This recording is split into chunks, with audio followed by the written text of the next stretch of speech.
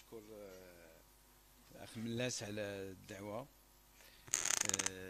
هذه الدعوة التي تتيح لي دائما بشكل أو بآخر التعبير عن بعض الخلاجات على مستوى الجانب الإنساني أكثر منه الجانب الطبي. والجانب الطبي في الحقيقة هو دائما ليس إلا تتمة للجانب الإنساني فقط. سوف أحاول أن أتكلم باللغة العربية ما أمكن، ولكن الجانب العلمي يطغى علينا المستوى الفرنسية. هو الحديث عن هذا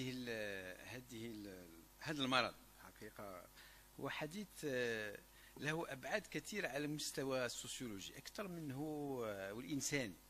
فأول شيء حين نتكلم عن ثلاثي الصبغيات هو نتكلم عن شيء يسمى الإعاقة بشكل تلقائي. حين نتكلم عن تخيزوميا سي الإعاقة، والإعاقة هو في الحقيقة كلنا لنا نوع من أنواع الإعاقة. من منا ليست له عيوب، ومن منا ليست له جانب مظلم في شخصيته ويحاول أن يتخطاها. فأظن على أن مسألة الإعاقة هي موجودة عند كل الناس على مستوى في الامتحانات، في الحياة العامة. كلنا لنا مجموعة من الأمور سوف لا بد أن نتخطاها بشكل أو بآخر. وهذا الجانب وهذا المرض يعبر بشكل صارخ عن هذه الحالة التي نعيشها كلنا. فمسألة النجاح هي مرتبطة بأكثر منها، ليست مرتبطة بالأساليب فقط، مرتبطة كذلك بالشخص كشخص. المسألة الثانية حين نتكلم عن ثلاثي الصبغيات نتكلم عن الكثرة. مسألة الكثرة كذلك، فتخيزوميا هي كثرة في حد ذاتها. فنجد على أن في مكان اثنين نحن التخيزوميا لديهم ثلاث، وهذا يجعل المسألة يعني لها نوع من الحمولة على المستوى الإنساني بشكل ساخر. يعني مهما كانت عندك أمور كثيرة فليس بالضروري أن تكون طبيعية. فمشكلة ثلاثي الصبغيات هو هذا المشكل، هو لديه كثرة في الجينات، وتلك الكثرة هي اللي خلقت المشكل. ولكن الشيء الوحيد الذي ليس الوحيد ولكن الشيء الجميل في هذا الأمر أن الكثرة أعطتنا كثرة في الجانب الحب وجانب العطاء لهؤلاء الأطفال. فهذا الأطفال بشكل كل متفق على أنهم ودودون إلى أبعد الحدود. وتجد على أن القيمة الإنسانية موجودة في هذا الأمر، في هذه الكثرة على مستوى القيمة الإنسانية.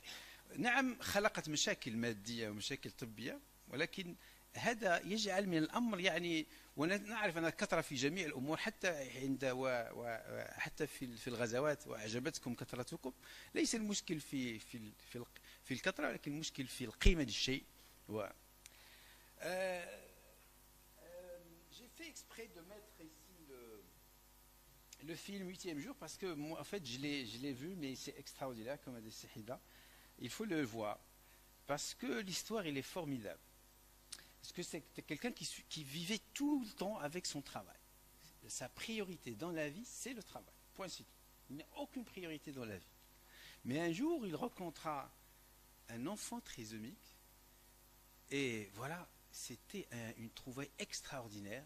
Il lui a fait changer toute la vie. Il voulait s'en débarrasser. Initialement, il voulait absolument s'en débarrasser de ce trisomique. Et je pense que c'est le sentiment qu'a les parents au départ. Ils sentent que c'est un peu, ça leur dérange, mais après ils découvrent que c'est une personne, il ne peut pas s'en passer.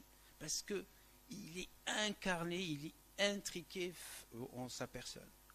Et ce qui fait ce film, il est extraordinaire, je vous invite à le voir. Il est d'ailleurs en français, et c'est un type qui est extraordinaire d'ailleurs, il est très connu en France d'ailleurs, il s'appelle Georges.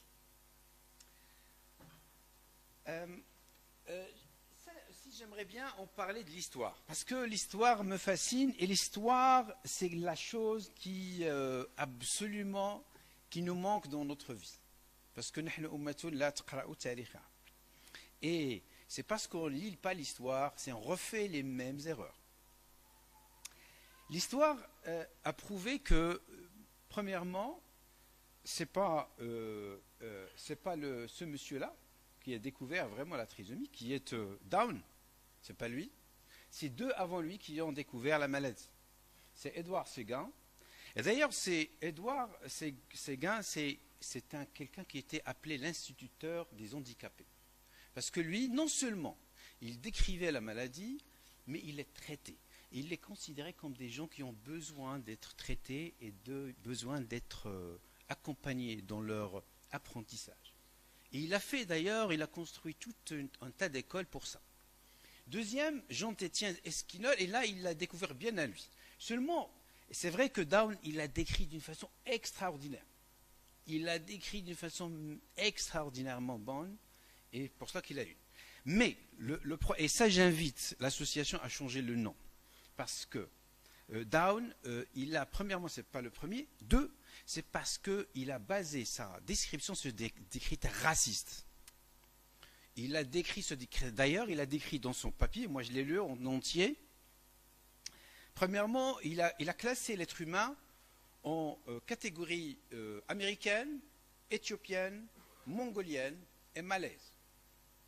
Et d'ailleurs, les Mongols, la République mongolienne, il a réclamé que ça soit anéanti ce nom en 1965.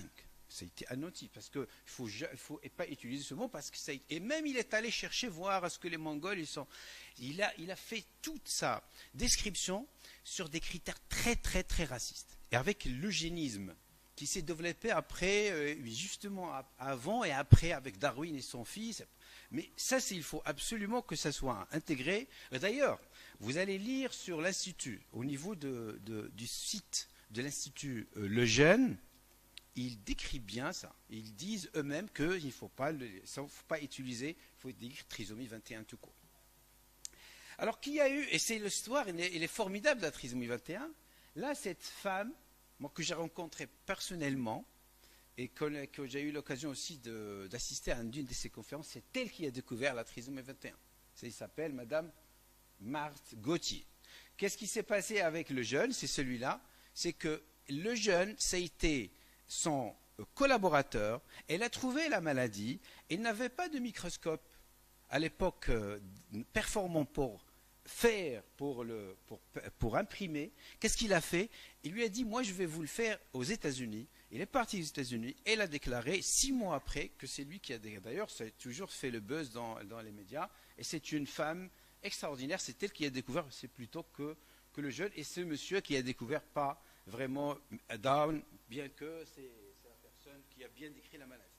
Alors, premièrement, c'est quoi la trisomie 21? La trisomie 21, c'est la première cause. C'est une maladie. Parce qu'il y a un débat. Il y a certaines personnes qui te disent non, ce n'est pas une maladie. Mais c'est vrai, c'est une maladie parce qu'il y a des anomalies génétiques, biologiques qui aboutissent à un dysfonctionnement. Ça, c'est une maladie. Ça, ce n'est pas de. Est-ce qu'elle est congénitale? Non, bien qu'il naît avec ça, mais on peut parler de congénitale parce que l'anomalie, elle existe à la naissance. Elle est constitutionnelle parce qu'elle est dans le phénotype de la personne qui le prend de sa maman. Et effectivement, c'est une maladie qui donne des pathologies multiples.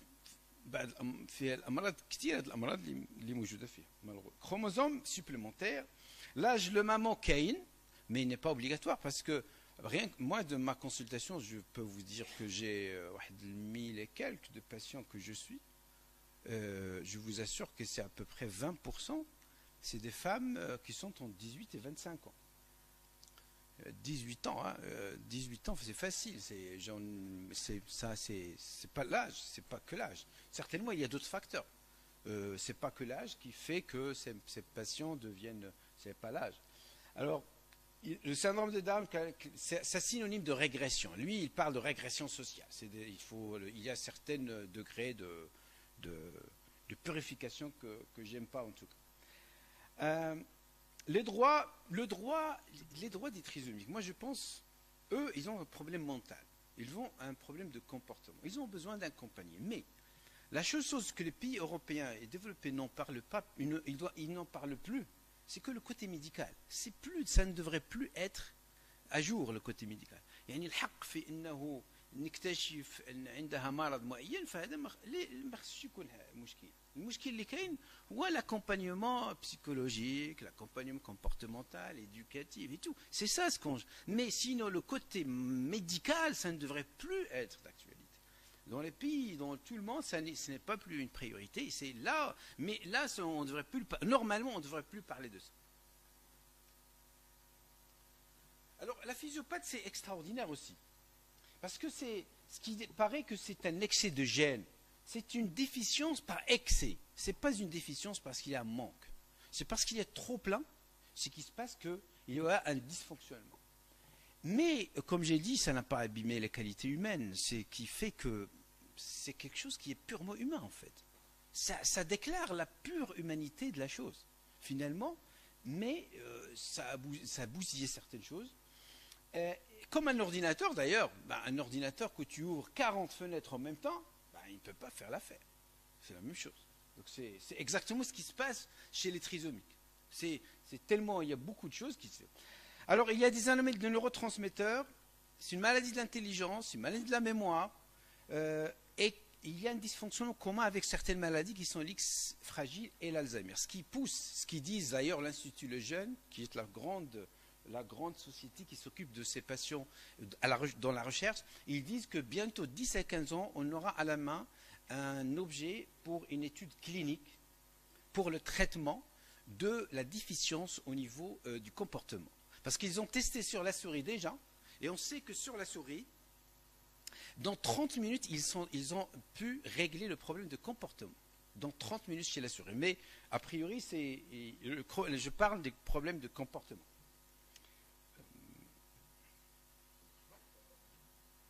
Est-ce que cette trisomie est héréditaire? Non. Ça, absolument, il faut le... C'est pas héréditaire, il y a une composante très petite qu'il ne faut pas... Et c'est rare. Moi, surtout ce que j'ai un père que je suis, un père... il y a un deuxième qui a eu le deuxième, mais c'est un seul qui a 3. Il a 4 finalement, parce que finalement, il a actuellement 4 trisomiques, et c'est malheureux parce que lui n'a pas cherché à chercher qu'il a un problème. Parce que ça, c'est vraiment exceptionnel, bien qu'on met le chiffre de 5, mais en réalité, je pense que ça fait beaucoup, beaucoup moins. Qu'il y ait une translocation, c'est rare. Est-ce qu'il y a des formes cliniques? Alors, ce qui définit les formes cliniques, c'est pas le fait d'être mosaïque ou pas. Tout le monde est d'accord, ce qui fait la forme clinique, c'est nous. C'est la famille. C'est la société. C'est le comportement des humains vis-à-vis de ces personnes. Est-ce qu'ils ont la chance de se développer ou pas? C'est ça qui définit les phénotypes. Et je parle bien sûr du phénotype, parce que, comme j'ai dit, moi, vous allez, au fur et à mesure, je ne parle pas des maladies, parce que les maladies, ça devrait être réglé. C'est pas du tout. Parce que pourquoi ils vivent plus longtemps maintenant? Le plus grand, le trisomie qui vit il y a 70 ans, qui vit tranquille, sans problème. Parce qu'on a réglé le problème de la maladie. Ça, Est-ce qu'on peut les dépister? Oui. Ça, on en a parlé, je vais passer. Ça a tout comment on fait les marqueurs, bien que ça reste des défauts positifs. Comment les reconnaître si les trisomiques se ressemblent? Et ils ne sont pas présents tous, parce qu'il y a ceux que vous trouvez la cardiopathie, d'autres non.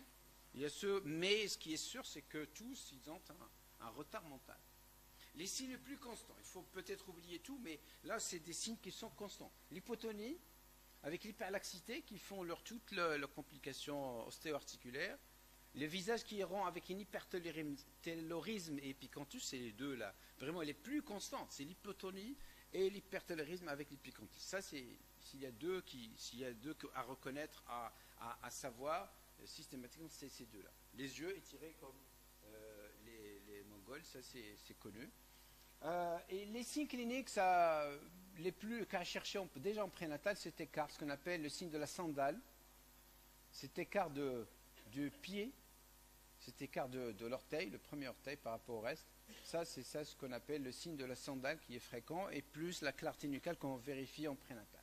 Et le trait unique ici, à la main, ça il ne faut pas se fier à ça parce que 2% de la population générale, ils ont ce pli palmaire unique. Ça, Ceux qui l'ont, ils ne s'inquiètent pas, ils ne sont pas... Hein? Un signe mineur, et justement, ça, souvent, il a été mystifié, et ça, c'est pas... Alors, par rapport aux malformations cardiaques, c'est tout le malheur, leur malheur, c'est la malformation cardiaque, malheureusement. Et ça devrait être diagnostiqué très tôt. Et comme a dit Soldin, je suis parfaitement d'accord, deux maladies qu'il faut vérifier absolument à la naissance, c'est l'hypothyroïdie et la cardiopathie, parce que c'est par ordre de fréquence, ils sont très, très fréquents. Les cardiopathies sont nombreuses, et tous, heureusement, la plupart d'ailleurs, 90% sont curables à 100%. Il y en a d'autres qui sont un peu difficiles, mais il y a des particularités, c'est chez trisomiques, qui laissent que le traitement n'est pas toujours d'une efficacité extraordinaire. Je laisserai la parole à Sylvestre de en parler. Les malformations digestives, ça, il faut les reconnaître absolument à la période néonatale, parce que c'est 10%. Ils ont un problème digestif. Ça, c'est important à se souvenir. D'ailleurs, toute notion de vomissement, elle doit être absolument bien bilantée à la recherche de malformations, les malformations rénales, cérébrales, de l'oreille moyenne et interne. Y a-t-il des maladies plus fréquentes chez les trisomiques? Oui. Alors, ce qui est très connu, les gens disent ça, ils n'ont pas de déficit immunitaire. Ça, il faut absolument le bannir. Ces malades ne sont pas, ils n'ont pas de déficit immunitaire. Ils ont des situations qui font qu'ils font des infections à répétition. Parmi lesquelles, surtout, c'est les pathologies ORL. C'est ça qui fait qu'ils font beaucoup d'infections. Ce n'est pas parce qu'ils sont en déficit immunitaire, justement parce qu'ils ont fait des otites, rhinite-otites, parce que souvent, c'est les questions de végétation. Souvent, ils ont des végétations qui laissent qu'ils ont une obstruction nasale, une hypoxie, un drainage qui n'est pas suffisant de sécrétion, ce qui fait qu'ils sont infectés. Ça donne des surdités, et tout ça, c'est en rapport avec, d'une part, certains degrés de malformation, par exemple dans la surdité, et la végétation et l'obstruction, et certaines malformations. Le reflux gastro-œsophagien, c'est a priori 2 à 5% de la population générale. Les maladies auto-immunes, c'est assez fréquent dans cette population. D'ailleurs, il y a pas mal d'études qui ont incité à faire d'emblée des dépistages systématiques de la maladie cœliaque chez ces enfants. Je ne sais pas qu'est-ce qu'ils en pensent, mais les études, ils disent que c'est entre 2 et 5%, et ça mérite de faire des tests. D'ailleurs, il y en a des études qui le font d'une façon systématiquement. La cataracte a recherché systématiquement la même chose à la naissance, parce qu'il peut exister donc 15%, il faut la revoir tous les ans. Les développements psychomoteurs et comportementaux. Là, par contre, c'est hyper important de souligner, parce qu'on va décrire tout, on le sait, tout ce qu'ils ont, mais ce qui est important, c'est l'éducation et la rééducation. Donc tout l'intérêt de notre approche, ce n'est pas ce qu'ils ont. Il ne faut pas regarder ce qu'ont les autres. Souvent, notre force, ce n'est pas ce qu'ont les autres, mais ce qu'on a nous. Est-ce qu'on oublie ça? C'est ce qu'on a nous à donner. C'est pas souvent, la vision, elle est toujours inversée. Parce qu'on parle aux autres à travers ce qu'ils peuvent nous donner. Mais la réalité, il faut parler aux autres de ce qu'on peut leur donner. Et ça, c'est le bonheur, et ça, le véritable amour que doit avoir l'humanité. Souvent, c'est le muslaha et les primes sur l'amour. Et l'amour, c'est un mot qui est largement méprisé par la société, parce qu'on l'a vraiment l'a mis dans certains coins qui sont extraordinairement, entre nous, un peu cachés. Mais l'amour, c'est le véritable vie en société qu'on perd avec le temps. La croissance et l'endocrinologie, ça, la petite taille, c'est obligatoire. Ça, il faut le dire aux parents, parce que c'est obligatoire, on ne peut pas changer ça. L'hypothyroïdie, ça, j'en passe rapidement. Ils ont un certain degré de leucémie, mais pas beaucoup, mais ça reste quand même élevé par rapport à la population générale. Les pathologies ostéo-articulaires, j'ai vu tout à l'heure le podologue, et ça c'est extrêmement important, parce qu'ils font beaucoup de problèmes ostéo-articulaires, et ces problèmes sont dus à la laxité ostéo-articulaire, mais aussi à l'hypotonie musculaire. Et ils ont un risque majeur de myélopathie cervicale par un problème cervical, et ça on le voit aussi dans les maladies de système. Le traitement, je vous apporte rien. Le suivi, il a besoin d'un cardiopédiatre absolument. Il a besoin d'un ophtalmologue. Ils ont besoin d'un ORL. Ils ont besoin d'un orthopédiste, d'un neuropédiatre et d'un psychomotricité, de quelqu'un qui s'occupe de la psychomotricité. Ça, c'est les spécialités fondamentales dans le suivi. En plus de suivi régulier qui pourrait être un très bon généraliste, il fera l'affaire très très très bien, mais sinon un pédiatre, ça pourrait être meilleur. Alors, après l'accouchement, alors maintenant, pour la déclaration, alors il faut reconnaître à la salle d'accouchement. Ces bébés, il faut les reconnaître dans la salle d'accouchement. Ça, c'est obligatoire. Alors, est-ce qu'il faut le déclarer ou pas? Moi, je suis pour déclarer, absolument. Là où on fait le diagnostic, il faut le déclarer. Alors, la façon de le déclarer, ça peut changer, mais il faut dire qu'il y a un problème. Il faut lui dire. Il faut lui dire que ce bébé, il a... Parce que c'est... Là, toujours, il va faire son deuil. La maman, elle va faire son deuil. C'est normal. Et c'est normal que le lendemain, il va se réveiller vraiment déprimé. C'est normal. Mais avec le temps, ben, il va accepter. C'est tout à fait normal. Il faut lui dire à chaque fois on a le diagnostic, il faut. Peut-être, si vous voulez, on peut dire voilà, j'ai un doute sur ça, peut-être laisser à 24, 48 heures, j'ai un doute sur ça, mais il faut absolument, il ne faut pas laisser le temps il faut le dire le plus tôt possible d'ailleurs, ce qui est recommandé par pas mal. Après la naissance, l'annonce diagnostique doit être définitive. L'examen qui doit être fait à la naissance normalement, selon l'équipe vraiment qui sont soutenues sur le plan médical. L'audiologie, il y a des équipes qui font un test audiologique dès la naissance. Les vieilles gastro-intestinales, s'il y a symptômes, ça par contre s'il y a des symptômes, et le dosage de TSH. Alors le suivi après, ça je ne vais pas insister là-dessus parce que je pense que je n'ai pas beaucoup de temps. C'est bon. En tout cas, moi, je ne vais pas insister là-dessus, mais ça, c'est pour qui s'intéresse à les avoir. Ils sont résumés sur ce schéma qui est très succinct. À chaque âge, à chaque âge, il faut faire un test particulier. Je termine par deux personnes qui sont très connues, qui ont fait leur témoignage. Je vous lis ce qu'a dit Charles de Gaulle, parce qu'il avait une fille porteuse de trisomie 21. Il disait, je vais vous dire le fond de ma pensée sur cette question. Puisque je vois des enfants de trisomie 21, c'est l'interruption médicale de grossesse la moins justifiée. Ils sont heureux, ces enfants. Ils sont affectueux. Ils font le bonheur de leurs parents. Je vous aussi lis, tout le monde connaît Tahar Bouzilloun. Moi, je ne savais pas qu'il avait un enfant de trisomie. Il avait une fille, un enfant, oui, qui s'appelait Amine, qui a écrit d'ailleurs une poésie pour ce livre. Elle est très longue, moi j'ai choisi quelques. Amine à sa mère Aïcha, qui a fait de lui ce qu'il est.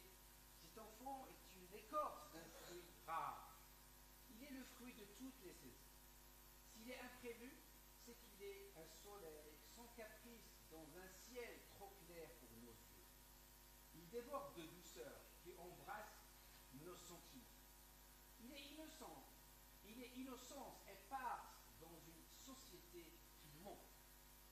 Cet enfant libre ne souffre pas quand le regard torve se promène sur sa peau. Nous souffrons et nous l'éloignons de l'œil mauvais. Il en rit, il nous dit, c'est pas grave. Parce que souvent ils ne disent pas grave, mais c'est grave. Parce qu'ils prononcent les trisomie comme grave. Je termine avec ça. Je vous remercie.